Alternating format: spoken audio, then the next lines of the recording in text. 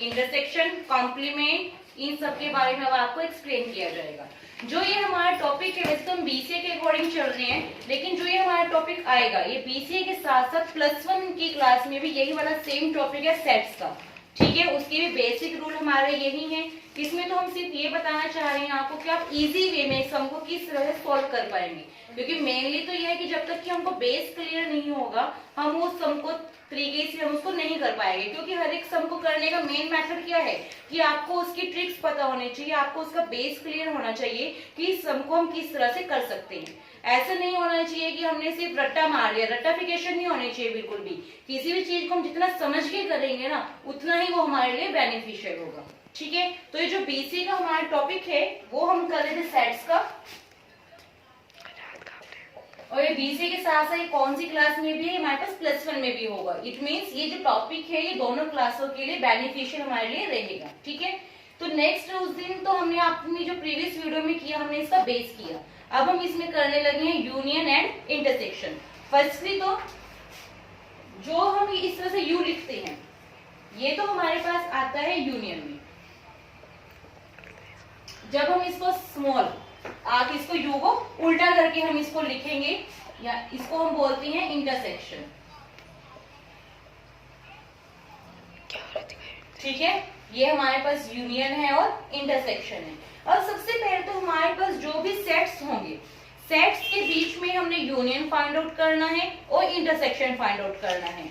तो उसके लिए हमें क्या करना पड़ेगा, हमारे पास दो सेट्स होने चाहिए। मान लीजिए 2, 3, 4 और 5, ये हमारे पास यहाँ पे दो सेट्स आएगा 2, 3, 4 एंड 5। पोज कर सेट ए हमारे पास है यहाँ पे 2, 3, 4 एंड 5 एंड सेट बी अगर हम ले लेते हैं 3, 4, 5, 6, 7 और 8।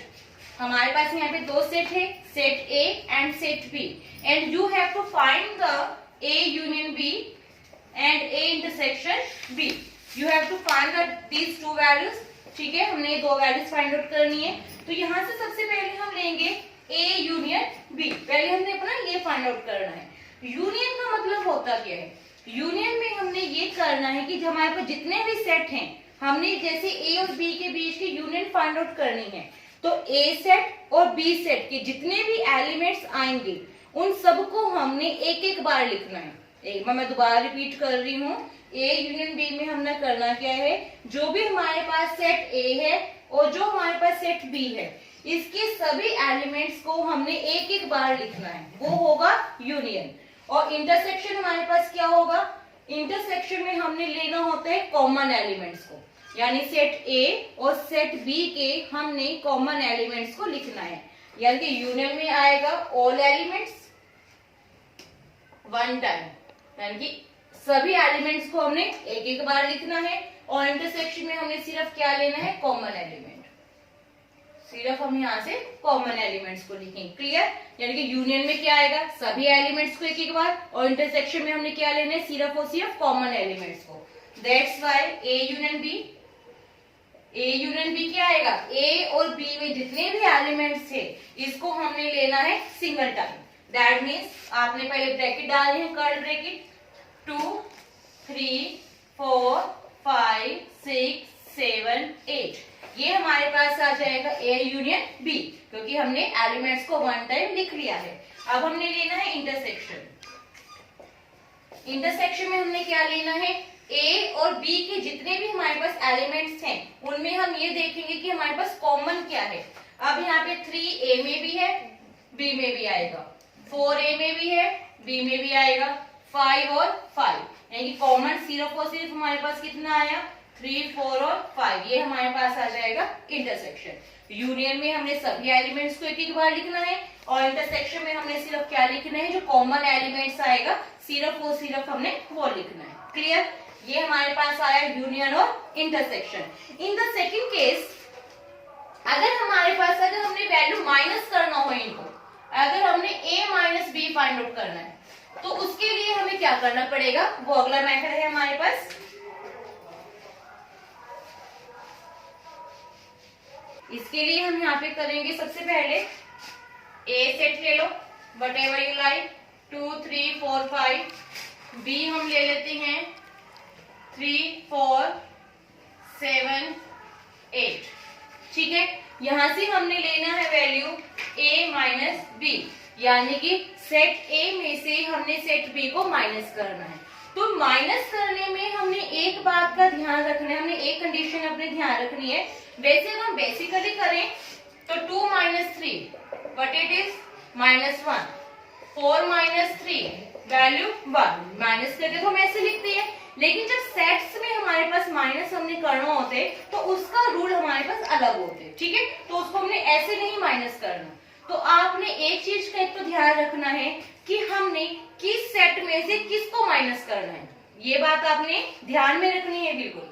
यहां से हमने सेट ए में से बी को माइनस करना है, तो पहले मैं सेट ए को आगे लिखूंगी 2, 3, 4 एंड 5 माइनस 3, 4, 7 एंड 8। ठीक है, हमने set A minus set B किया। अब इसको माइनस करने का हमारे पास क्या रूल है, 2 सेट ए में है, बी में तो नहीं है ना हमारे पास, तो यहाँ पे हम 2 का 2 एज इट इज लिखेंगे। क्लियर बात इतनी। अब 3 इसमें भी है और इसमें भी है, दोनों सेट्स में है ना हमारे पास, तो 3 से 3 कैंसिल हो जाएगा, लेकिन उसकी जगह हमने 0 नहीं लिखना। 3 से 3 कैंसिल तो है, लेकिन हम यहाँ पे कुछ नहीं लिखेंगे। ठीक है, 3 का काम खत्म हो गया। फिर 4 से 4 कैंसिल हो गया, ये नहीं लिखेंगे। फिर क्या रहा हमारे पास 5 इसमें है लेकिन इसमें तो नहीं है ना, तो यहाँ पे हमने 5 ले लेना है।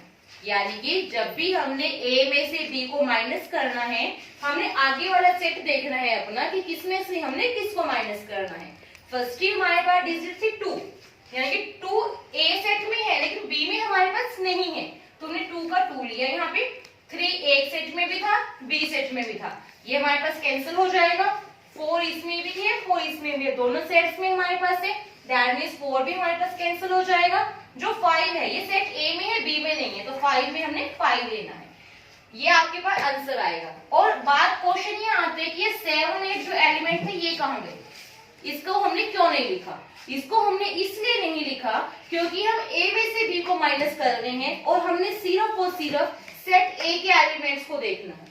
ठीक है, हमने सेट बी के एलिमेंट्स को तब नहीं देखना, अगर एक्स्ट्रा हमारे पास कोई लीव हो रहा है तो उसको हम स्किप करेंगे। इसको और इजी समझने के लिए हम एक एग्जांपल और लेते हैं। ये हमें गिवन है 5, 6, 7, 8 और सेट बी हमें गिवन है, यहां से ले लो आप, कुछ भी वैल्यू ले सकते हैं यहाँ से 4, 6, 7, 9। ठीक है, ये हमें सेट ए गिवन है, सेट बी गिवन है। यहां से भी हमने क्या लेना है, a माइनस बी, यहाँ से भी आपने सेट ए में से सेट बी को माइनस करना है। तो यहाँ से पहले हम सेट ए लेंगे 5, 6, 7, 8 माइनस 4, 6, 7 और 9। ठीक है, तो 5 इसमें है, अभी भी हम a में से b को भी माइनस कर रहे हैं, तो हमने सिर्फ और सिर्फ सेट a के एलिमेंट्स को देखना है सिर्फ। तो 5 सेट a में है, b में नहीं है, तो 5 में हमने 5 लेना है। अब 6 सेट a में भी है, सेट b में भी है, कैंसिल हो जाएगा। 7 a में भी है, b में भी है, कैंसिल हो जाएगा। अब क्या सिर्फ हमारे पास कीप हुआ, 8 एलिमेंट्स रहा, वो हमने यहाँ ले लिया। ठीक है, a के एलिमेंट्स कंप्लीट हो चुके हैं, यानी कि हमारे पास इसका आंसर आया है। 9 सेट b में था तो उसको हमने लीव ही रखना है।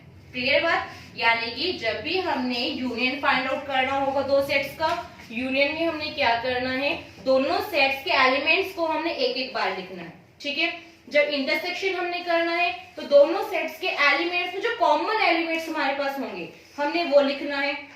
और जब हमने माइनस करना होगा सेट्स को, तो हमने जिस सेट में से जिसको माइनस करना है तो हमने वही वाला सेट के एलिमेंट्स देखने हैं, सिर्फ दूसरे एलिमेंट्स को हमने नहीं देखना। ठीक है, जो आपके पास कैंसिल होगा वो कैंसिल हो जाएगा और जो रिमेनिंग बचेगा हमारे पास वो आंसर होगा।